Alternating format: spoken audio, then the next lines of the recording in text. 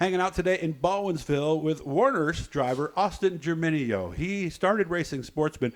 We had to do a little math there. Found out it was all the way back in 2019. He just picked up his first feature win this past weekend, won at Brewerton on Friday night. He's got about 7 or 8 starts there. Also ran a lot of Fulton early in the year.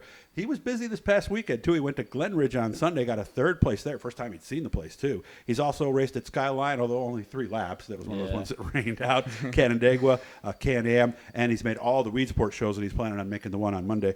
Austin, first of all, I got to say, congratulations. I've known you since you were a teenager back at the Microt track. I'm so happy for you. It must have felt great to finally get that win. Yeah, absolutely. Thanks, Doug. We've just been struggling this past month with this car and just trying to get a hold on it. And, Friday when we won, I think it paid off with all the hard work that we did in the garage and, with all the scaling and whatnot. And everything just came to play. What were the struggles? What was going on? The car felt great all the way around the track. It's just trying to get out of the corner was killing us a little bit, and we could get in, get out, but all these guys would come around us on the outside or even on the bottom, and I noticed that the car was just kind of floating away a little bit coming out, and so I knew it wasn't right, and we came back to the shop, and actually one of our buddies, Ronnie Davis, he gave us a little pointers, and we were a little light on the rear percentage, so we put a little bit more to it, and it felt a lot better. So it was almost skating up the racetrack because it wasn't biting from middle out. Pretty much is what it was doing. Correct. So a percentage, I don't want you to tell me how much, obviously, but just a change in the weights helped it get a little more grip on the exit? Yeah, it puts more weight on the tires and gets more grip out of it. Okay. And let's be honest, at Brewerton, boy, if you don't get out of turn 2, you're not going anywhere. Yeah, absolutely.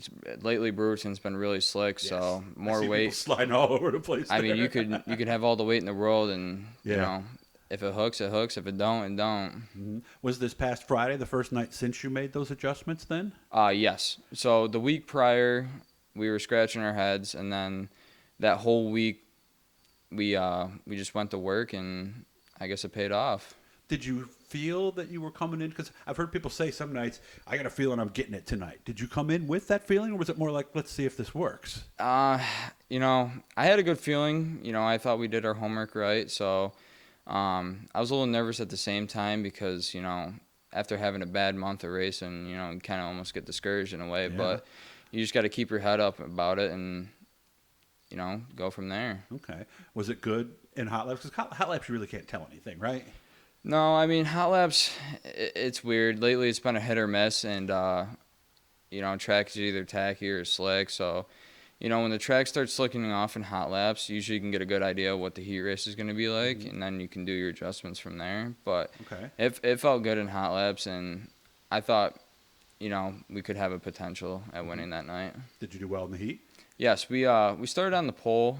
We started on the pole, and the first lap, it was good. Tried running the bottom, and it was just nothing was there. It was already slick, so I moved up to the top, and the car felt really good. And I guess I ended up pulling away from him, so I stayed up top for the whole 8 laps of the heat race. Nice. So got a heat win, and then you got the feature win after that. Where'd you start in the feature? I started outside pole. I had Bucky Hayes on the side of me. He's another great hard racer too. Been at it a long time. And one thing I know is you always got to beat someone in the turn 1. It's almost like drag racing on the straightaways in the first start. So I just timed myself. When he went, I went, and I got him in the turn 1, and then I saw him pull up next to me, and then we were racing down to 3 and 4, and I didn't really want to chop him, but I came in a little bit to close the door, and after that, I didn't see him for the rest of the race. Nice. No late cautions, nothing like that? No, actually, it went green, white, checkered. No kidding? Yeah. That's rare. Yeah.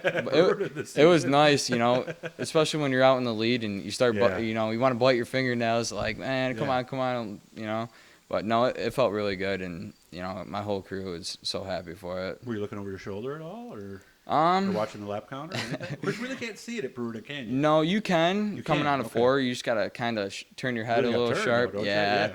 So I was glancing at it. It was like lap 11. I'm like, man, I feel like I've already done 100 laps around this I know. place, you know? Always when you're out front, right? Yeah. Never when you're in the back. I have the worst luck, too, you know? Like, every time I lead a race, caution. Right. So, yeah, no, I looked over my shoulder. It was lap 11, then it was 15, then it was 20, and then it was 25, and it was awesome. It felt awesome. Nice. So first win, like we said, ever in the division for him. So obviously we were feeling pretty confident at that point. So we figured, was Glen Ridge always the plan, or did that kind of happen because of how well you ran Friday? So actually, like a year and a half ago, I kept bugging my dad about going to Glen Ridge, and you know, I've always heard good things about it. So It's an interesting track. Yeah, we just never got the time, tight schedule, and after Friday, we kind of were like, man, let's just go to Glen Ridge. Let's try it, you know? See if it works there. Yeah. And so we made the venture out, and, you know, I tell you what, you want to go to a fast track, Yeah. that's definitely the place to go for a quarter mile. Yeah, fastest quarter mile I've ever seen or heard about. You know, and you raced at Paradise at one point, didn't you, too? Years Yes. ago, go-karts? Yep. I raced 4-cylinders there. Okay. All right. Yeah, so nothing like that because the bank and the track is usually a little tackier. Was it tackier Sunday than Yes. around here? Yeah, so Okay. their clay is kind of like, it's more of Can-Am's clay. It's a hard surface, but there's a lot of bite into it. Okay. Does it eat tires, too, then? Yes. It does. Yes. So is it a 400 or 300 track, then? It kind of plays out like Can-Am. You got to go there with With a 4. you can at least with a couple 4s just to get stagger wise, but you usually start the night off with a 300, and then heat race 300, and then you can watch a track change, and then you could tell, like, all right, now I need to put a 400 on. Okay. And for those guys who don't know the numbers that we're talking about here, who's your tire? 300 tire is softer, 400 is harder. So Can-Am, I don't even know if you can run a 300 there. But so did you run a 300 in the heat? At Glen Ridge? Yes. Yes. Okay. And how did it look afterwards? It didn't look too good. Not going to be used again? Maybe Probably hot not. laps possibly? And that Yeah, might be it? probably just hot laps, and Okay. that's all. How did the 400 look after, what did you go, 30 laps, I guess you go there, right? 30 laps, yep. So the 400 felt way better than the 300. Thing with 400 is it usually takes a couple laps, 3 or 4 laps. It's not good on the initial fire No. or the first 2, maybe even 3 laps, right? Yeah. So, I mean, once you get heat in it you can't even tell the difference between a 3 and 400. Well, did the 300 start to fall off a little bit in the last couple laps of your heat? Did you notice? Yeah, it started feeling get a little slower. Like you feel the tire fading away a little bit, but at that point it was 2 laps to go, so we were pretty good. Yeah, you were already in good shape anyway. Third place, got to be excited to show up any place. I mean, first and third over the weekend, that's pretty darn good, right? Yeah. Best weekend ever. Yeah, absolutely. You know, and I was shocked that we had the results that we went with Sunday. You know, so it felt good. It felt really good for all of us, and like I said, we hope we can keep this rolling into Summerfest. Yeah, and of course that was the next place I was going. So good timing. Austin's working with me. How much of that might you do?